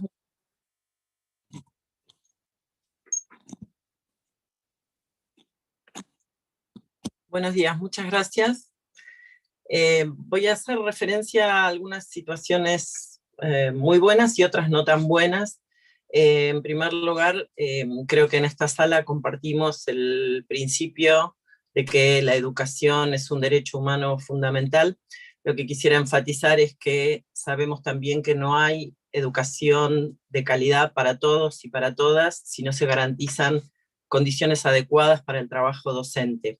Y deberíamos remitirnos sin duda a la recomendación del año 66, pero quisiera señalar que la situación real hoy en la mayor parte de los países de América Latina, tanto en el sector público como muy especialmente en el sector privado, es una situación de incremento de los contratos temporarios, sin estabilidad y sin el reconocimiento de los derechos consagrados por las normas internacionales del trabajo, con un proceso además de flexibilización de las condiciones laborales, incluso en el contexto de empleos formales, sobre todo por el avance de los pagos por productividad, que distorsionan el proceso educativo y aumentan la segmentación y la desigualdad de los sistemas educativos, y en una situación en la cual además la pandemia agravó y profundizó las desigualdades y puso en evidencia el alto grado de precarización de las condiciones en las que se desarrolla el trabajo docente en la mayor parte de nuestros países, las desigualdades en infraestructura, la sobrecarga de trabajo, sobre todo para las mujeres,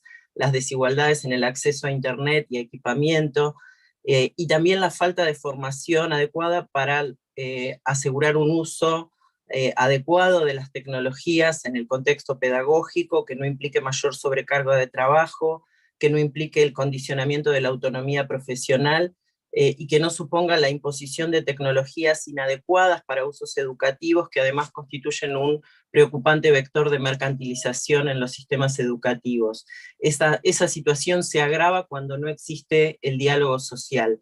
Y eso es algo que ocurre en muchos de los países de América Latina. Quiero señalar especialmente la situación de Brasil, donde en un contexto donde avanzan, donde se incrementan los contratos temporarios, donde avanza la privatización, se profundizan las desigualdades y el desfinanciamiento del sistema educativo público, no existe diálogo social entre el gobierno, donde el gobierno reconozca el rol de los sindicatos educativos, y quiero señalar también particularmente la situación de Colombia, donde hace muchos años hay una situación de hostigamiento y de persecución a la representación sindical.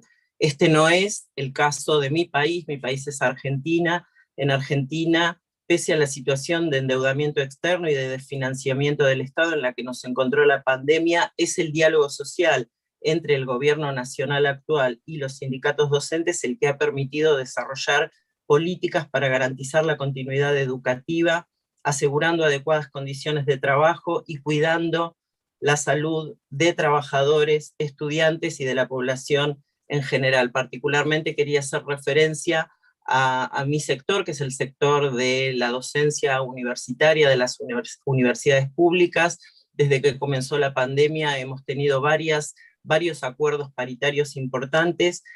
Uno de ellos, en junio del año 2020, estableció rápidamente en la situación de pandemia el respeto de los derechos consagrados en nuestro convenio colectivo de trabajo, el derecho a la desconexión y la pausa digital, la responsabilidad del Estado y de las instituciones públicas universitarias para garantizar condiciones de salud y seguridad en el trabajo, cuando el trabajo pudiera requerir algún grado de presencialidad, la provisión de guías de intervención para evitar la violencia por razones de género en contextos de educación virtual, la responsabilidad pública también de desarrollar plataformas para, para la continuidad educativa en entornos virtuales, de proveer recursos para que eso fuera posible y apoyo a la docencia para que pudiera desarrollar esas actividades, y también se estableció el trabajo conjunto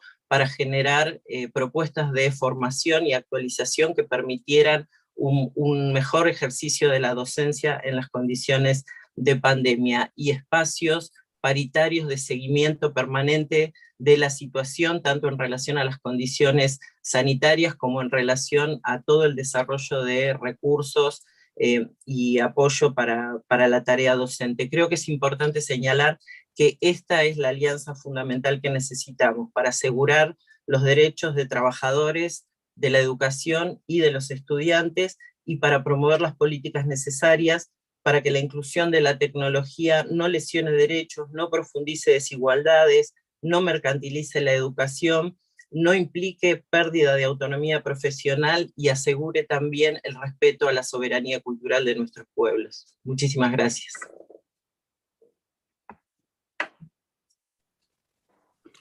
Thank you very much. We'll have the next speaker from your team. Thank you. I'd like to call upon Mr. Sifiso Nlovuk from ZIMTA. Thank you very much, Chair. And I would like to share with you what probably could be a good example of a curriculum which focuses on skills, and a curriculum that has been developed collectively by stakeholders, business, teachers, government, including other departments in government. This is a curriculum that we developed in Zimbabwe in 2014, and will be terminating it for evaluation in 2022. And this curriculum was focusing on a number of exit profiles for learners. And we had to formulate a curriculum whose principles, which were guiding. One of them was cardinal was the lifelong learning principle, to ensure the continuous learning of both the teacher and the learners.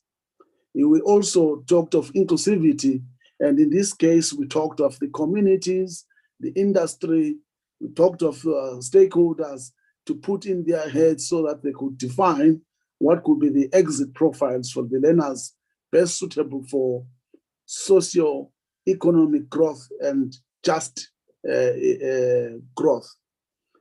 We talked of transparency, which meant that we needed evaluation and monitoring and mentoring of the learners, and the system had to be in place. And then, of course, the integration of the learning areas so that we can have cross-cutting skills taught right across the learning platforms. Now, what was important here was that we had to define what we meant by lifelong learning.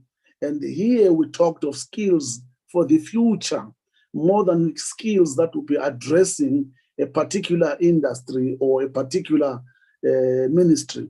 And these skills for number one at the top, in terms of lifelong learning, was the problem-solving skill, which we thought we needed mostly in Zimbabwe to address this.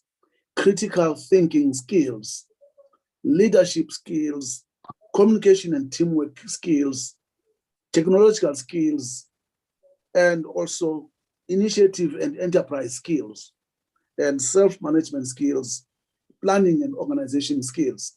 These are lifelong learning skills that we felt could take the learner. When the learner comes out of our system, that is 9 years of primary education and 6 years of secondary education, the exit skills must be exhibited by the learners at that time. And then we said to ourselves, in Life Deep, we needed to deal with the knowledge the content of the learning areas, how deep were our learners going to go? And obviously, how wide were we going to go? And we're now looking at the values and national identity. These were the issues of the skills that we wanted to put across. So the curriculum is now in session, is being implemented, but the devil is in the resourcing of the curriculum. And that is where we find challenges. And we are therefore looking at that curriculum having been deviled by implementation problems around the resources. I thank you, Chair. Thank you very much.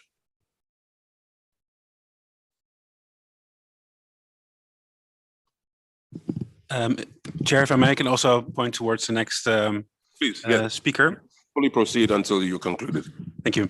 I'd like to call upon Marianne Olsen-Bronfeld from UEN. Hi, everyone, and good evening and morning to you all. For Union of Education Norway, the social dialogue has a local, regional, and national dimension with union representatives and bodies of cooperation dialogue throughout.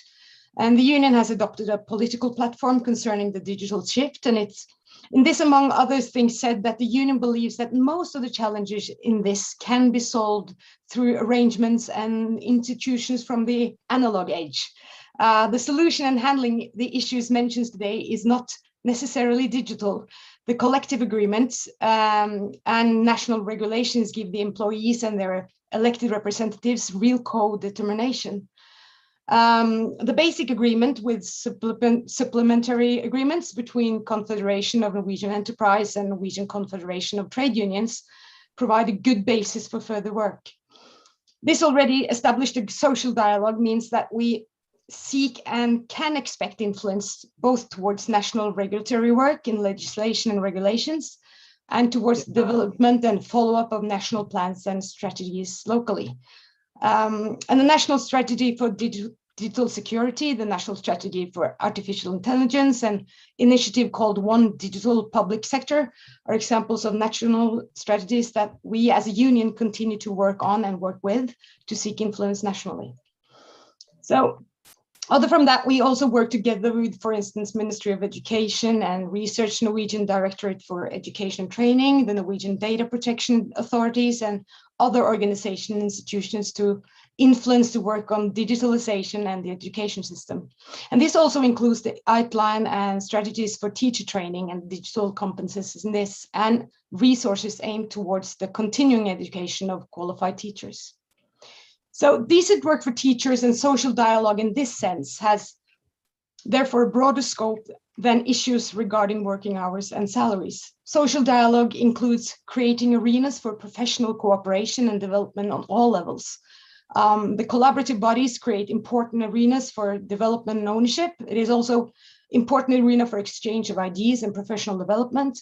And the tripartite cooperation in the Nordic countries has a broad range of different purposes and drives from local level to government level.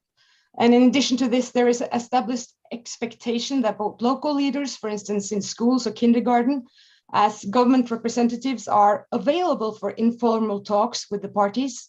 And there is a mutual appreciation for the dialogue and exchange of ideas.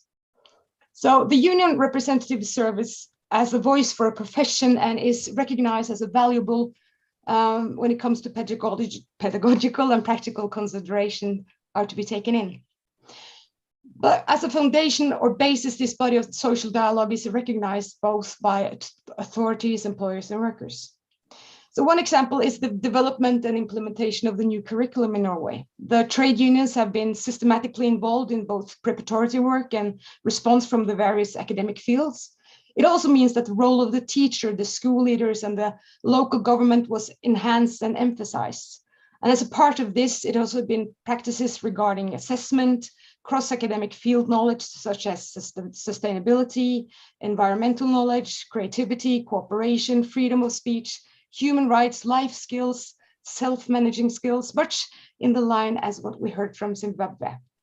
And the teaching profession was given a great responsibility by active taking part in the renewal of the curriculum.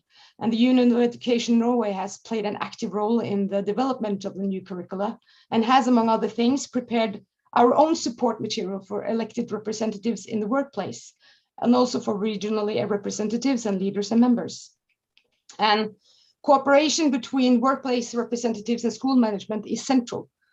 At established discussion meetings, dialogue meetings at the workplace, a workplace representative can voice input and response from the local organization and discuss how the profession want to work with the new curriculum. And the school management's responsibility for the curriculum must, among other things, be based on co-determination with the union representatives and good cooperation with the employees. So undoubtedly, this process has had an impact on how the new curriculum has been received and not perceived as a top-down process, not rooted in the field of knowledge and profession being responsible for the implementation. So thank you. Thank you for that, Marianne. That's wonderful. And I think it's what you described, something that we all strive for. I'd like to call upon Phil McRae from the Canadian Teachers Federation. Thank you, Chair. I would like to build on my colleague in Norway's comments and just share 3 examples of how social dialogue in our country, and actually it happens across our region, can take place. And I'd like to start out by saying culture often trumps policy. The way that we establish this social dialogue and how that can play out between governments, with employers, with the education workers is fundamental. And the 3 examples that I'll give at 3 different levels. In Alberta, Canada, we have worked with our government to develop professional practice standards for teachers, school leaders, and across the education system. And the competencies that we co-created, the way that we came about and developed these wasn't to standardize so that every classroom looked the same. It was to set high standards, and meeting those standards would take place in many different ways. And this included our private schools, it included our public schools. So it's an example of social dialogue coming together where we could form a shared belief system about what we need to create great schools for all. The second, and this specifically deals with technology, and I think this is really important. When we have boundless digital era right now, where many of us are on our phones simultaneously to being on this Zoom chat or are multitasking, we need to think about how to build these boundaries in a boundless era. And we've done that with our school boards in pilots or research projects on the right to disconnect, where those boundaries exist. We built that into our collective agreements through conversations and through social dialogue, and it's worked out quite well. What it's led to is further research with our medical professionals, further research with industry and schools, and research that's led by the profession of teaching now with Harvard Medical School and around the world. And finally, I want to share another example of how dialogue can really advance, how culture can shape and reshape great schools for all.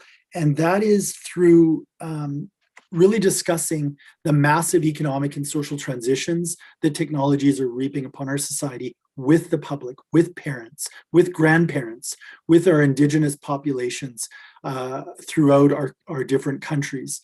And one of the biggest learnings from that dialogue is that while schools and teachers have been incredibly agile and adaptive to emergency remote teaching, for many years, we've been adapting to technologies, using them in our teaching and learning. One of the big considerations is not to look at skills as the short-term life cycles of, let's say, teaching a particular type of coding or some kind of a very short-term industry need, but look at skills for the future in a world that will be defined and redefined rapidly by artificial intelligence and automation.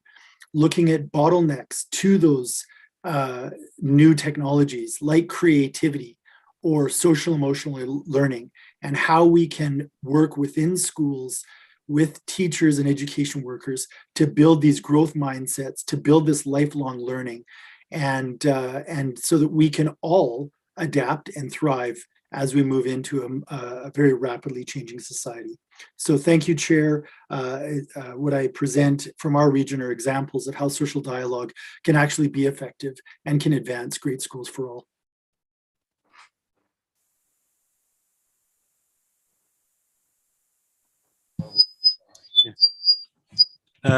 Thank you, Phil. With your permission, Chair, can we have one more short example? That's from the Asian Pacific region. Yes, please. Okay, thank you. Then I'd like to call upon Stephen Colber from AU. And hello, lovely people. I'm just going to be quite brief as possible. Been in class all day today and we'll be in class tomorrow, so I've got to get this over and done with quickly. I think the important part to discuss really from the Australian example at least is essentially what's required is empowering teachers to get them to participate in social dialogue. And so I'll give some brief examples, but essentially what we know from the TALIS data is that teachers have control over their classroom, and as soon as it gets to the school level or the broader policy level, those rates fall to as low as 14 or 16% for teachers. And so what's required is instead that we empower our teachers to be involved in policy discussions. And one way we've done that in our setting is what Antonio Gramsci refers to as organic intellectuals, trying to build up the capacity of teachers to engage either with research, so developing their research literacy, or with actual policy itself. So at the Australian Education Union Victoria branch, we've been developing policy as a union and having government, academics and other groups come and meet with us. So being more proactive about policy development. And in New South Wales, they've also been leading reviews into valuing the teaching profession. And in light of our broader discussion here, you can see, of course, the importance of that. But I just want to take this opportunity to emphasize that I hope this isn't the only exchange you've had with a teacher, all the people in this meeting in the last week or the last month, and that it's important to empower teachers and build up their skills to join in negotiations and discussions of this type. Thank you very much. Thanks, Steve. And this concludes our comments, Chair. Thank you very much, Mr. Evers, and your colleagues who spoke on behalf of the workers group. Very, very rich perspectives and discussions and food for thought for us to consider as we go forward. I now then give the floor to Ambassador Guardi. Any further comments that you may wish to give on behalf of the governments? Thank you, Excellency. I do not have any further comments.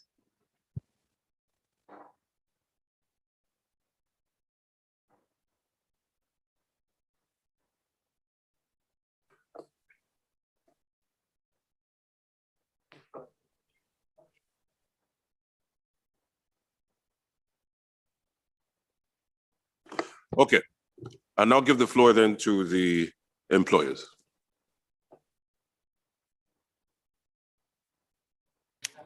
We already did our remarks, although we are a bit lost after this long intervention from the workers, but giving me the opportunity, thank you, Chair.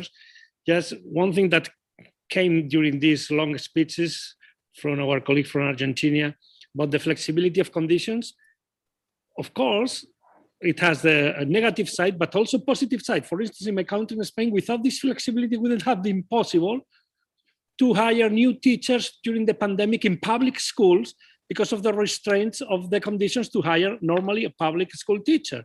So we have to look upon both sides and not only the dark side of the flexibility of contracts. But that's all I wanted to say. Thank you very much. Okay, thank you very much for taking the floor. Ladies and gentlemen, we've therefore concluded our discussion on point 2. Allow me again to say thank you very much for the rich dialogue. Certainly different perspectives from different realities from different parts of the world.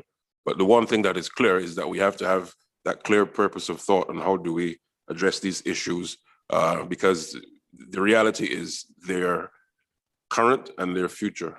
And the last year and a half, particularly in the advent of COVID-19, has really brought to bear the importance of this dialogue, and certainly the role that the ILO has to play in working with other sectors, and in this instance, education. Okay, so I'm very, very heartened for the very rich discussion. At this point, I would invite the coordinator to give some announcements before we close today's proceedings. Thank you very much, Chair. I would just like to remind participants tomorrow that the plenary session will start at 11:50, which would continue on until 1 o'clock.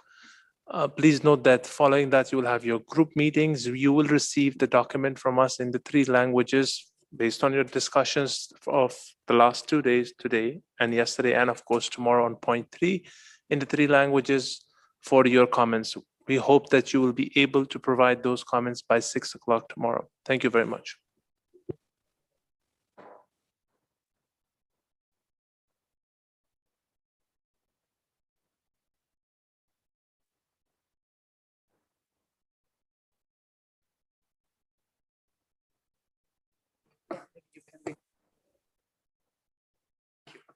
Okay, thank you very much. In terms of the working group nominations, before I close, can I please request that you submit the names of the 4 members from each group, if you have not done so already, for the working party on conclusions to the Secretariat.